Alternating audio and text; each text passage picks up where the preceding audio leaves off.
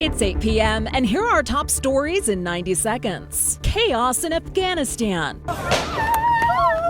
Kabul falls to the Taliban in a blink of an eye. American troops cannot and should not be fighting in a war and dying in a war that Afghan forces are not willing to fight for themselves. President Biden doubles down on his decision to pull troops as desperate crowds attempt to flee the war-torn nation. It's beyond a tragedy. It's unthinkable what's happening. Watching from afar, a Colorado mother who lost her son fighting in the war reacts to what's unfolding in the Middle East.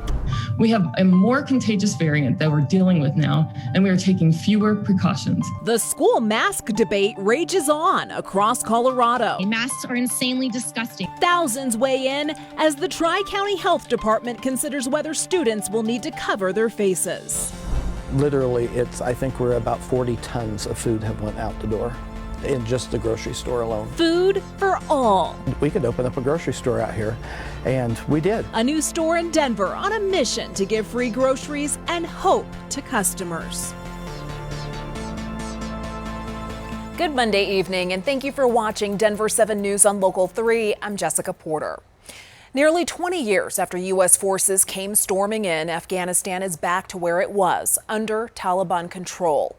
The militant regime quickly overtook the capital of Kabul after the U.S.-backed president fled his own nation.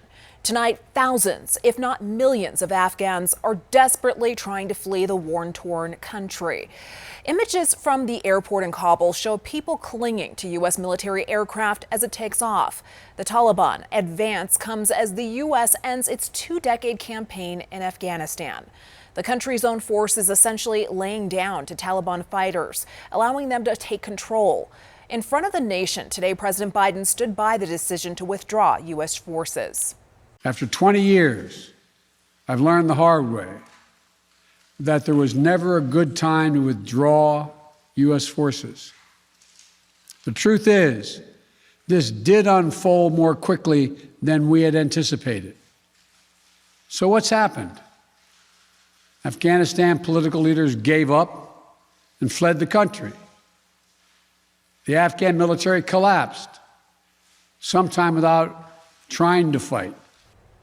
It was just in July that the president said it was highly unlikely that the Taliban would be able to overrun the country.